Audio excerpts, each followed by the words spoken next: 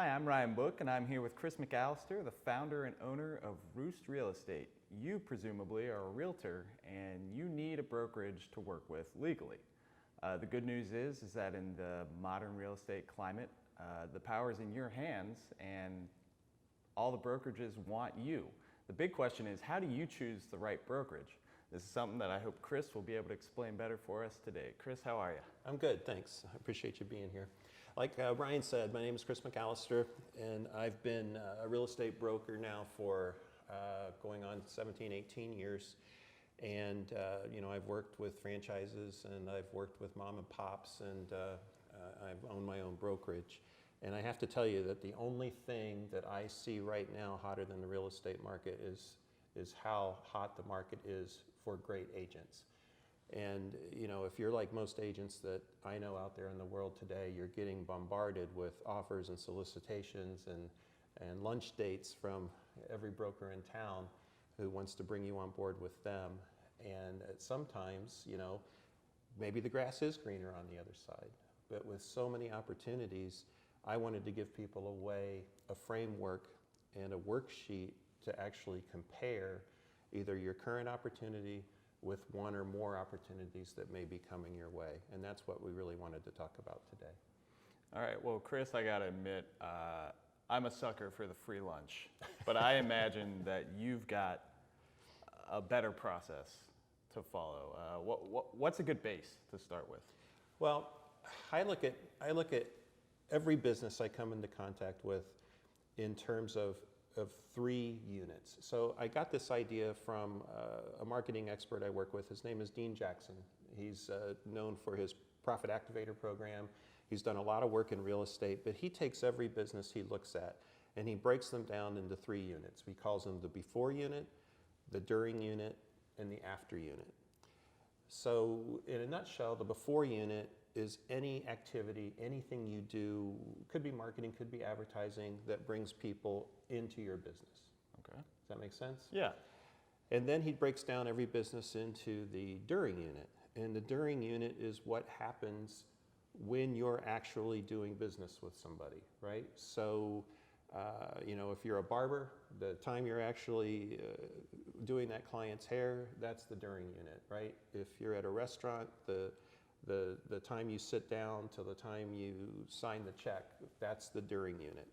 So you have the before unit that brings people into your business. You have the during unit, which is the actual experience that occurs when you're doing business. And then the after unit is how do you stay in touch with that customer or that client, and how do you leverage that relationship in order to hopefully get more business, either repeat business from that client or to earn their referrals in the future. And that is the framework that I use to look at every single business. Now, is this a philosophy that applies only to real estate, or can this be applied to businesses outside of real estate as well? No, I like to apply it to every single business. So what we're going to do today is, and we've got a worksheet for you if you're able to download it where you are, but we have a worksheet for you that basically is going to talk about all the business we're going to speak to today. So to your point, we're going to talk about the before, during, and after unit at Amazon.com, one of my all-time favorite businesses. We're going to talk about the before, during, and after unit at McDonald's. So we bring in a restaurant and a franchise. You get that free lunch eventually. Eventually you get the free lunch, even if it is a cheeseburger. And then we're going to move into talking about the real estate business in terms of the before, during, and after units. All right, everybody, just a reminder that you can download this How to Choose a Brokerage worksheet online. Follow along with us during the video. And with that, we're going to jump into how it would work with one of Chris's favorite businesses, Amazon.com. All right, so Amazon.com, I think, is the coolest thing in the world. So, and I always tell people, don't drink in Prime. It's just too easy to spend too much money. But so the before unit at Amazon. So if we say the before unit is about bringing people into your business, what are some of the things that Amazon does to keep us interested? So I know, Ryan, I'm sure you have some thoughts to interject here too, but they do old media. You see them in magazines, you see storefronts, you see it inside Whole Foods, you see them on TV. They've got internet ads and the whole retargeting thing down to a science. There's really no company that brings people into Amazon or into a company better than Amazon. So what are some of the things that you think of when you think of the Amazon before unit? Well, I'll tell you what. Well, one that I really love more recently, as I'm a little old-fashioned and I like old-fashioned media, the new television commercials. My favorite is a young man sitting at a bar and he sees a vision of himself down the bar wearing a leather jacket. And just the execution of the commercial is so hilarious. And it really didn't remind me of Amazon when I first saw it, but kind of brought me to the site with a new outlook on them. So yeah. I love the new television commercials, but you're right, obviously, web advertising is huge. And they're going into so many new businesses, whether it's clothing and everything else. And then you have the whole other piece. You could argue where in the before, during, and after unit does an Alexa device fall, or where does a Kindle fall? True. Which came first, the Kindle or the ebook? At this point, it really doesn't matter. But I think it's safe to say that Amazon.com is a master of the before unit. So when we move on to the during unit at Amazon.com, when you're actually on the website, either looking for something or whatever, that experience to me is absolutely seamless. And yes, it's way too easy to spend money. But the simple fact that your credit card's in there, you got the one click. In some markets you can order something at 9 o'clock in the morning and have it be on your doorstep when you get home from work at night. It's insane. But the website works flawlessly. The search function is amazing. I love looking at the reviews. I tend to look at things with only X number of stars. To help me decide, how to narrow down the scope, since they have everything. But the whole thing is friction-free. I don't have to talk to anybody. I don't have to wait in line. All I have to do is push a button and it shows up at my house. I just don't know how anything could be that any easier than that. And Chris, I know that you are also a big collector of vinyl records like myself. And like you said, don't drink in prime. What I always fall into is the recommended for you. After I make a purchase. Yeah, that's amazing. They've gotten me a lot, so good job, guys. And that whole thing with the recommended for you, that really starts to blur the line. But I look at that recommended for you as part of the key to Amazon's after unit, right? So once you get into the ecosystem, you never leave. And I know this sounds silly because everybody does it, but the fact that I get emails from Amazon saying, "Dear Chris," that didn't happen before Amazon. And then that email for Dear Chris knows everything I've bought, which some people get creeped out about that. I love the convenience. It suggests things, things recommended for you. But it knows if I'm going to be interested in something, whether it's the next, Bob Dylan bootleg album or that the sweatshirt I bought last year is worn out. It knows me better than I know me, and I think that is a absolutely key part of the after unit at Amazon. All right, so that was a nice transition into the idea of the after unit. Do you have other examples you can give us? At Amazon? Regarding Amazon. Yeah, I mean, like I said, the emails that keep coming back for more, the fact that, the Alexa device learns your routine. I think all of it, the Kindle suggestions, all of those things, I think, really go into promoting and maintaining and sustaining the relationship that I have with Amazon. It doesn't feel like a faceless entity. Sure. There's something about Amazon that knows me, and I appreciate that a lot. All right, well, I have a feeling that the Amazon theme and what Chris likes about it is going to come up later when we discuss how Roost Real Estate employs its own after unit. But for right now, I'm curious to see if this company has anything to do with Roost's current approach, and that's McDonald's. Can we look at McDonald's as an example? Well, I like to talk about McDonald's because it is a franchise, and there's a lot of real estate companies out there that are franchises. But I'll ask you, Ryan, so give me examples of what you would say the before unit at McDonald's is like. Well, I remember being a kid, and when I thought that winning the Monopoly game at McDonald's was a possibility. Or actually, an even better example, when I was a kid, I remember McDonald's would do the Beanie Baby Happy Meals. And Yeah, the advertising campaigns behind that would bring parents and kids alike tearing into McDonald's. So that sounds like the before to me. An excellent before unit item. And everything else that goes into McDonald's, you know, the golden arches, the logo itself, the fact that when you're going down the highway, every exit there's a McDonald's, right? All that rolls into the before unit. That's true. The contest, the Happy Meals, the continuous McRib, right? So they don't put McRib out there the entire year, but it comes out periodically and it juices sales. You know, the peppermint mocha Christmas coffee, all those things are before unit items that bring people into the door.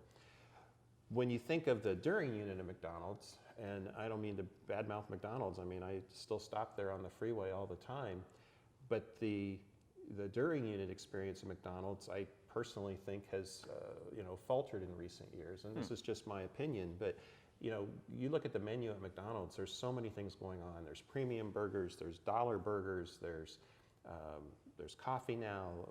You know, they want to let you buy Egg McMuffins throughout the day. And sadly, you know, in my experience, that during unit, it's really not fast food anymore.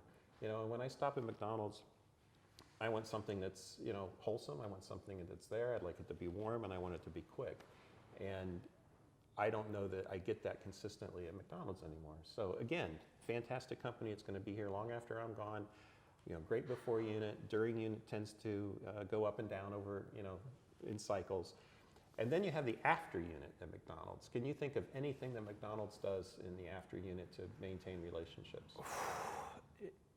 To me, I feel that a lot of what McDonald's does in the after unit is pretty closely connected to the during unit. I know that when I go to McDonald's in the middle of the night when I'm driving home from vacation or whatnot, I know that I can get a quick meal for, you know, I can get a cheeseburger for 99 cents. Yeah. And just when you have a price point like that, that's going to bring people back. No matter what income level you're on, you can always come back to McDonald's. I'd say you're right. I agree with you 100%. My problem with that is it's not personal. You know, Amazon's a giant multi-billion-dollar company, but it knows me. McDonald's doesn't know me, and it could care less about me. It's trading on the fact that they have 99-cent burgers, and they know that no matter what, in the middle of the night when I'm driving home on vacation, they've got me. But that's a transaction. It's not a relationship. And if there's one thing I've learned in my business career over time, is that relationships are infinitely more profitable than transactions. So for that reason, I really like to contrast a McDonald's experience with the Amazon experience. Okay.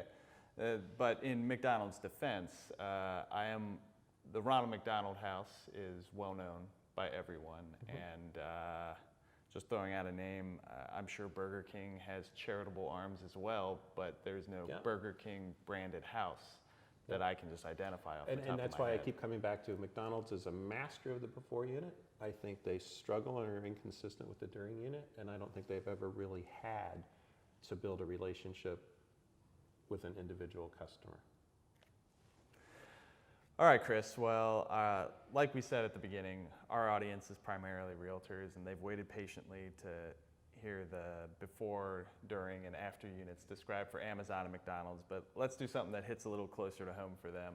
Let's talk about realtors, and let's start with what you call the big box realtors.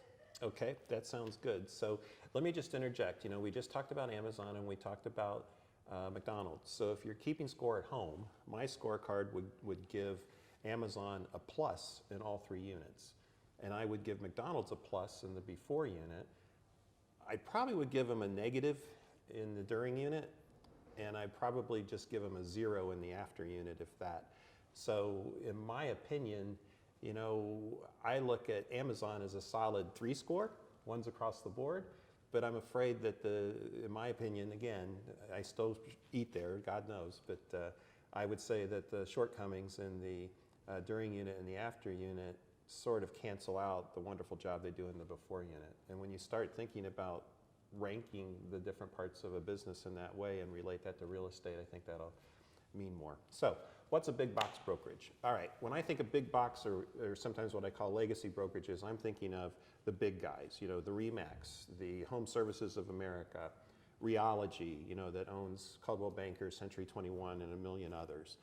I'm looking at the great big, literally worldwide giant companies, right, that sell franchises and you know, as their business. So when you think about these big box companies, and I have a lot of respect for RE/MAX. I was a RE/MAX franchisee for over 5 years, almost 7 years, and I have a ton of respect for that company, and God knows I learned a lot. But when you think about these legacy brokerages or these big box brokerages, their before unit is incredible, right? So everybody knows the RE/MAX balloon. Everybody knows a Century 21 yellow jacket.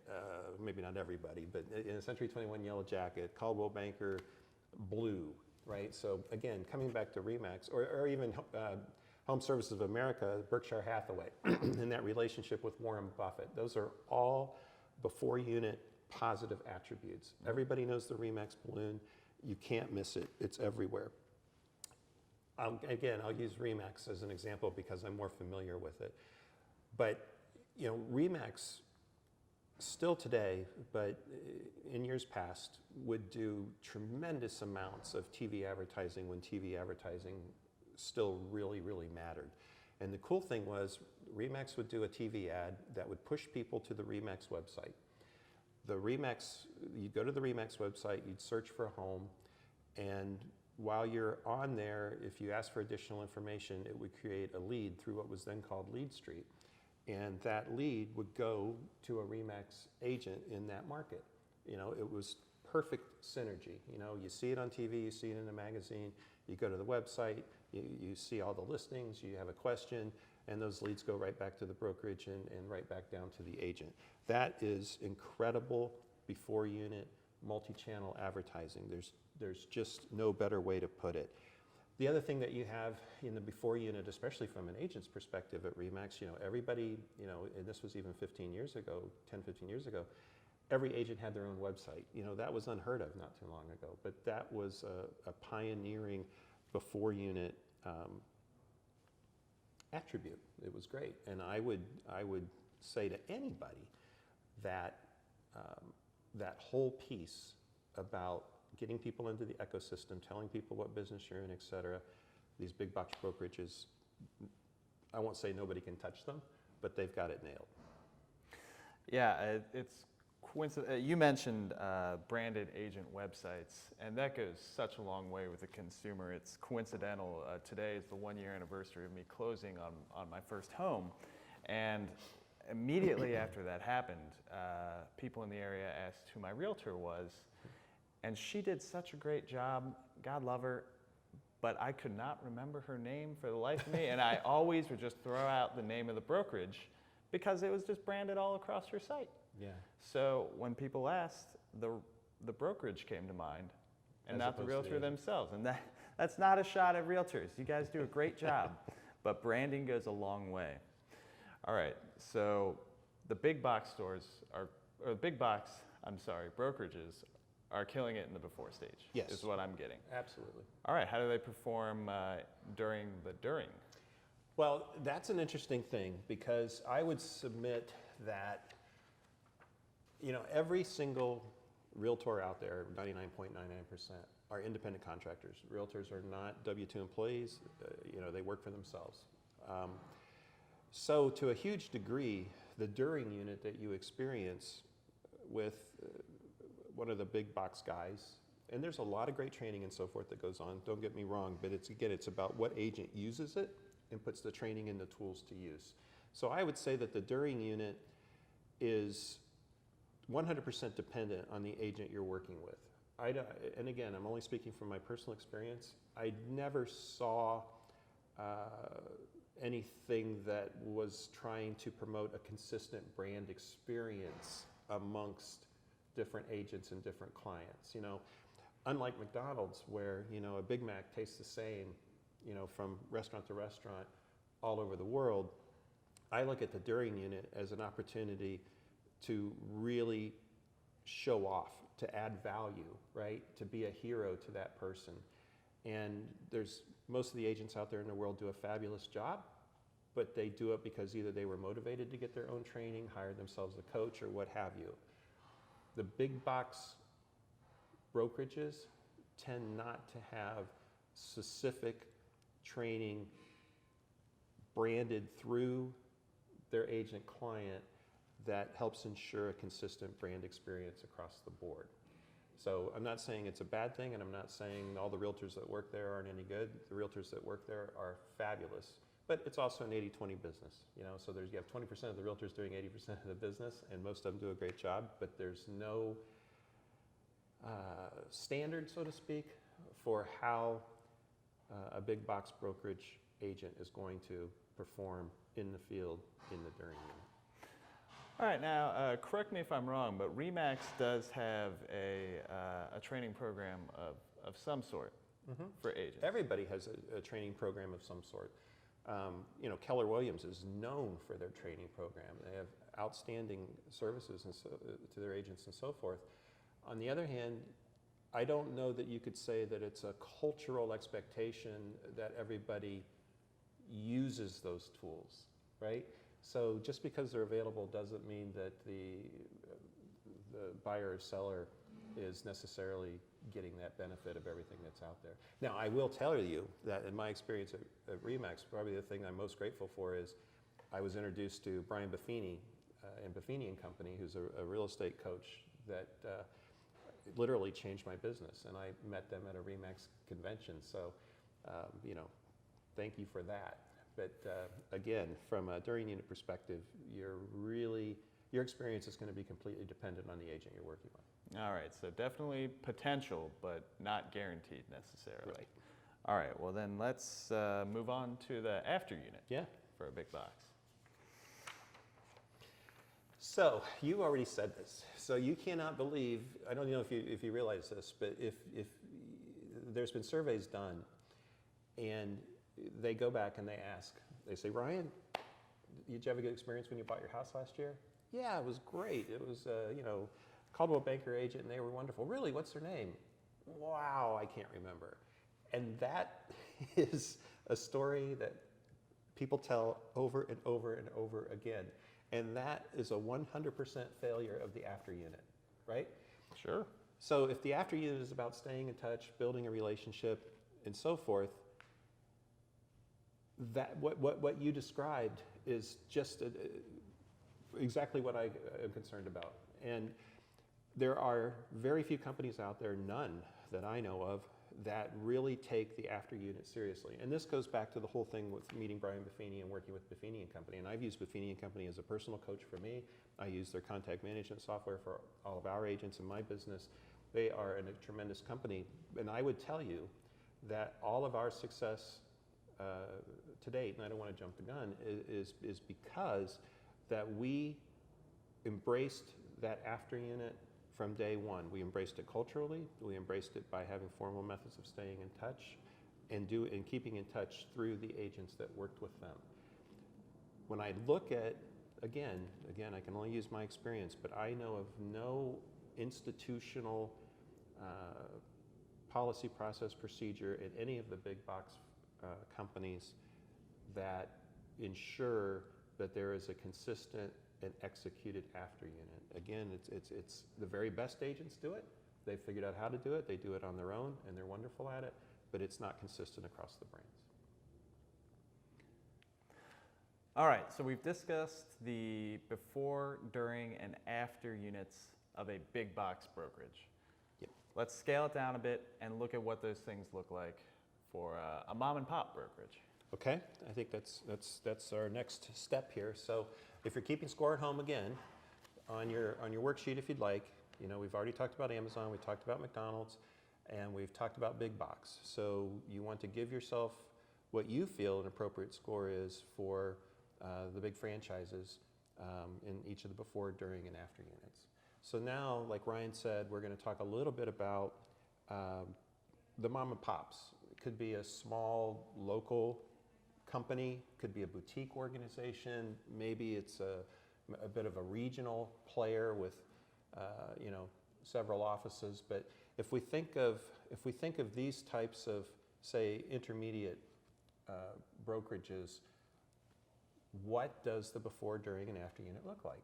And when I think of the before unit, and this may be a good time to think about where you are now, whether you are in a franchise or you're in a mom and pop sized place. But when I think of these types of brokerages, I think of their before unit local reputation, legacy, market share is usually pretty good. They've been at it for a long, long time.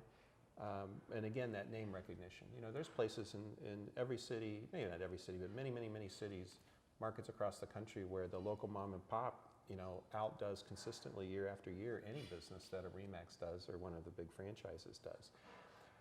And, a lot of that is because most of these companies were a direct result of the broker's business, right? So they got into the business, they did very, very well, they were motivated entrepreneurs, and at some point they either started their own business or they bought out another local company and they went out on their own, and of course they started to bring in agents over time. So if I'm looking at those brokerages, I would say as a rule, name recognition and reputation are their strong suits in the before unit. Now, when I think of those types of companies, though, in the during unit,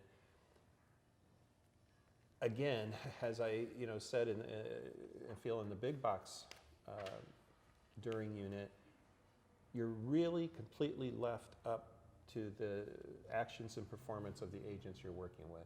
And just because the broker that started that company does a heck of a job and they continue to do a heck of a job, it doesn't mean that everybody who's with them gets the training and support and the marketing and the individual attention that they need to be successful and in turn take good care of their clients. So when I think of a mom and pop, and yours may be different, but I think of the mom and pop and I don't see a lot of structure, for lack of a better word, in the during unit. And I still see the same issue here in the after unit. You've got very great, incredible agents and brokers out there that have created their own after unit. They stay in touch. They do letters, the cards. They have client appreciation events. They do everything that is necessary to maintain relationships and earn referrals. But again, I've never seen it structured in a mom and pop or a regional, maybe even a small multi-office type of company. So again, you have to ask yourself, especially in these situations, where are your commission dollars going? If you're splitting with your agent, either in the mom and pop or in the big box franchises, you still have to ask yourself, however I'm paying my broker, where is that money going, and what kind of support, personalized marketing, coaching, individual attention am I getting? And I think you have to think through that as you go ahead and keep score on your worksheet. All right, so something that I found interesting going through both the big box and the mom and pop is that during the before unit, it seems that they're both doing a really great job using totally different strategies based on their size and scope. But both doing a great job on the before unit. Mm-hmm. But it seemed like maybe you were a little less sure on the during unit. I think that's fair. I would just say that the experience for a buyer or seller at either one of those types of companies in the during unit is left to the skill and experience and expertise of the agent involved. There's no formal structure for delivering a consistent brand experience. All right, well, ultimately our audience is here to learn how to kind of pinpoint what the best brokerage for them is. How do they get there? This is where I like to talk about what's possible and what I think real estate agents deserve from their broker and brokerages. So, my life's work, everything I have done for the past 5, 6, 7 years has been about the quest for a better brokerage. So, I consider, so yes, obviously I'm a broker. Yes, we want to tell people what we're about, but I consider my company, Roost Real Estate Company and Lucky Town Real Estate Company, as a work in progress forever, right? It is aspirational in my goal to create a second to none before, during, and after unit for a brokerage. So when I think of, what would a better brokerage consist of in the before unit, and you have to remember, right? We don't have billions of dollars that RE/MAX does or Coldwell Banker. The beauty of where we are, in this time of history is we can do things on the internet that are dirt cheap, inexpensive relative to any other kind of advertising you had to do even just 10, 12, 15 years ago, right? Sure. We can't afford to go out on TV and do a bunch of commercials telling people about Roost, right? Not that it would necessarily work, but even if we thought it would work, we couldn't afford it.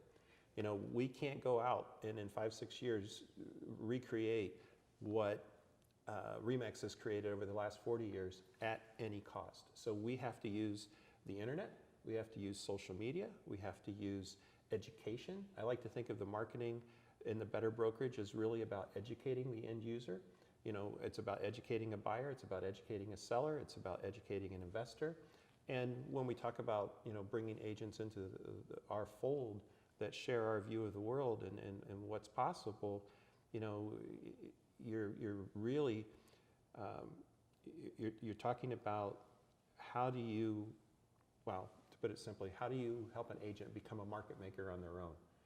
Because everything that has to happen in that before unit has to happen through the agent, right?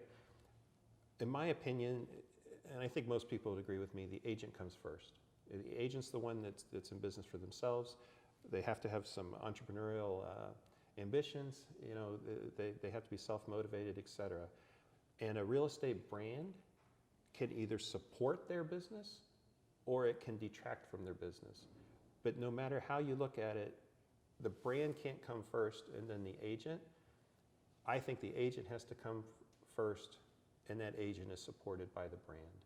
So, when I think about before unit at our company, we have, and again, the better brokerage, but we have, agent business pages that, the agents set up. We help make sure that there's consistent educational information that goes on those pages from them every single week, if not day. Every agent has their own branded website. Every agent has their own, the basics, business cards, et cetera, et cetera, et cetera. But again, using social media, using the internet, having a well-designed, functional website, those are all before unit activities that we have made a tremendous investment in, and I feel like that we're able to compete. All right, so social media, is this something that the realtor handles themselves, or does the Roost brand handle? We have a complete marketing department. We have a lot of marketing partners. We make sure, like any agent, agents get busy. They do all the things that they needed to do to get busy, and then they get so busy that they can't do it, so there tends to be peaks and valleys in the business. Our goal is to smooth out those peaks and valleys by making sure that there's always some kind of marketing going on from them on their behalf. All right, so there is a layer of branding, business cards, mail-arounds, even social media, but at the same time, the agent is still the at the agent top is the of that. focus. The agent is front and center. No question about it. That's the only way to do the business. All right, and can you tell me a bit about investor sales with regard to that? Yeah, so way back when I started, not way back when I started Roost, I had this idea that I wanted to support 100% of the people that needed a roof over their heads in a given market, right? I didn't want to just try to work with the 55, 60% of the folks who actually own their roof. I wanted to be able to serve everybody that needed a roof, right? So that immediately took us into working in property management and working very, very, very closely with investors. And property management today is probably 20, 25% of our business. The vast majority of what we do is sales. The cool thing about property management is it's a service that a lot of brokerages don't want to offer. We have a completely separate team that does that. It happens automatically, but the wonderful thing is The beauty of property management is nobody's getting rich on property management, but it does cover a lot of overhead. And those clients, however, are incredible. And when we have agents that have sold or represented investors on purchases, multiple purchases over the years, because the investors continue to buy because they know that the company is going to take care of their investments as if they were our own. So I like to think of that as a before unit piece of the puzzle that our agents to date have really been able to leverage. It's all benefit for them. They don't have to worry about executing. They don't have to worry about collecting rent or doing all that stuff. We just make sure that we run a top-notch operation in service to the agents and their clients. All right, awesome. Now, if I'm a new realtor coming into the industry, it's great. We mentioned training programs through some of the big box operations earlier. Is there any sort of strategic support system? Yeah, and we talked about this earlier, and this sort of gets us into the during unit, right? So again, I'm a huge believer and a 10-year client of Buffini & Company. I think they're the finest real estate coaching organization in the world, second to none. Every single broker or manager in any of our offices is a Buffini certified trainer. It's their job to make sure that people learn how to work by referral, right? They learn early on that relationships are far more profitable than transactions. And quite frankly, we will never be a body shop. We only bring on agents that share that basic philosophy that working by referral counts and that relationships matter. So the people that gravitate to us, really kind of think that way. But when you ease into the during unit, training is part of that. Learning how to work with buyers and sellers, learning how to anticipate problems, being able to articulate your value to a client is massive, and a lot of people don't know how to do that. In a lot of respects, the public sees realtors as interchangeable, all the same, right? That we're all, it's a commodity business, and that is just not true. The very best realtors set themselves apart, not only in the during unit, but in the before unit and after unit. So again, we try to add some structure.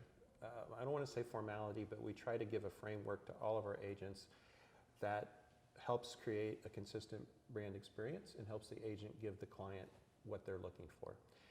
But the other thing I want to point out from the during unit from an agent's perspective, so you've got the business of actually working with the buyer and seller, and then you've got that sort of the meta thing about the brokerage and what does the during unit for the agent feel like when they choose this new home. And a better brokerage is going to give every agent a personalized technology, productivity, marketing package. We're going to make sure, we already talked about the websites and all that, but they're going to have a place where the copier works, right? They're going to be able to print from their phone. There's always going to be internet, right? They'll be able to print, I don't know, I can't tell you how frustrated it is with me perfectly, and again, it goes back to not being rocket science, but the thing that is the most important to me as an agent and a broker is being to walk into the office and know I've got internet and know that the printer works. We also want to give our agents their own office number in case they want to publish an office number versus a personal cell number. Give them a place to work. If they want a private place to work, we can move that out. We work that out as well. But again, most important, internet, a printer, and a coffee maker. All right, so we've learned how the better brokerage should work in the before unit and the during unit. Let's talk about the after unit. The after unit is near and dear to my heart. I can tell you we would not have experienced the success we've experienced in such a short period of time if it wasn't for focusing on the after unit. When I started the company, everything I did was built around what I now refer to as the after unit. I knew early on in my career that if I could just stay in touch with the people that already, had already worked with me, knew me, liked me, were willing to refer me, and I took that long view and cultivated those relationships over time, that it would pay off, and it did. And my dream all along was to create a company where that was just second nature. Again, a lot of agents are able to do that for themselves, and they do it consistently over time, but most of us are not. There's a seasonality to the business, things get busy, some of the marketing falls by the wayside. Our commitment is that we support the agent's ability to work by referral week after week, month after month, year after year. The other thing, that we do, we provide personalized items of value. So, we do a mailer on behalf from the agent, paid for by the brokerage, every month to their past client database. Again, it's not rocket science, but the execution part is rocket science. At this point, we're mailing out, I think, close to 4,000 pieces of mail from our agents every single month.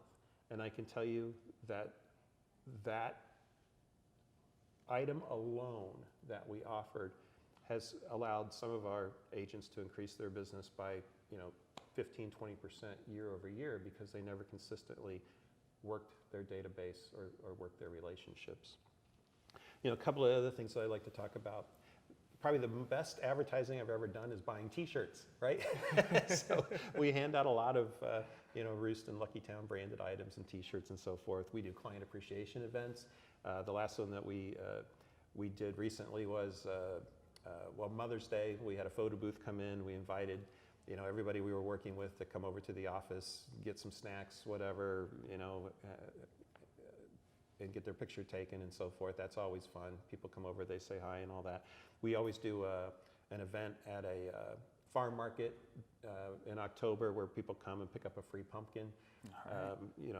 Some of our agents do a huge amount of pie deliveries at Thanksgiving, but we're always looking for things that allow us to express our gratitude and stay top of mind.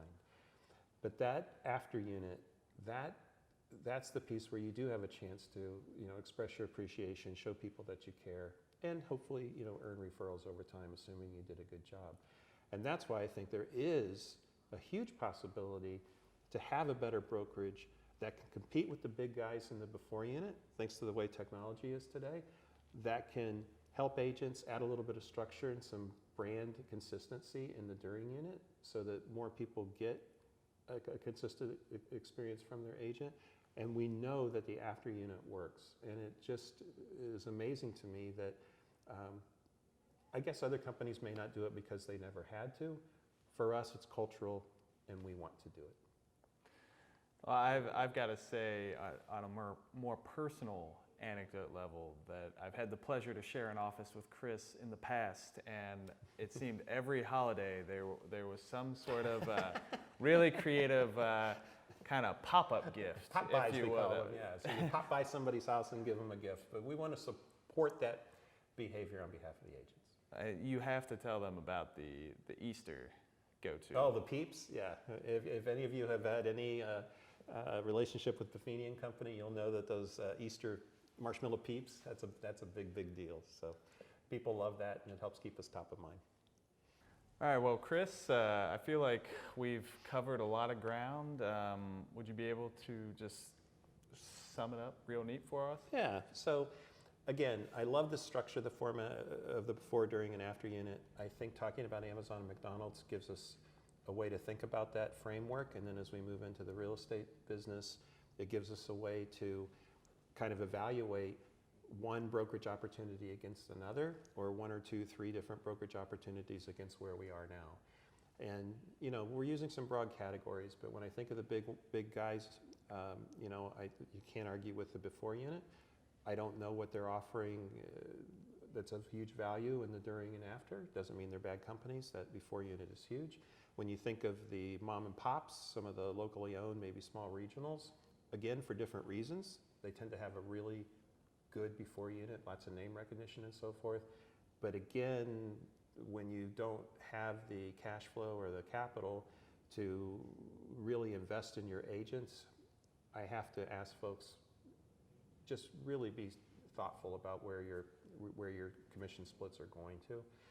And then, yes, of course, I'm biased for the better brokerage opportunity, no question about it. But I know that it's possible to create an environment for agents, a brokerage where you can have it all going on in all three units, in the before unit, the during unit, and the after unit. And I think every agent deserves that, and you deserve to have a way to evaluate what might be a better opportunity for you in the future. When you decide that you're going to affiliate with an agent, it's a huge decision. You're talking about paying that broker literally tens of thousands of dollars over the course of a career. That's a massive amount of money. And you've got to make sure that you're getting a return on that investment. So that's it. All right, I want to thank Chris McAllister for sitting down with us. And if you as a realtor want any more of Chris's expertise, make sure to check out his book, A Realtor's Guide to Mad Market Making Skills. Yes. So you want to check out the Mad Market Making Skills Scorecard book. So we'll get that to you also. All right, have a good one, guys.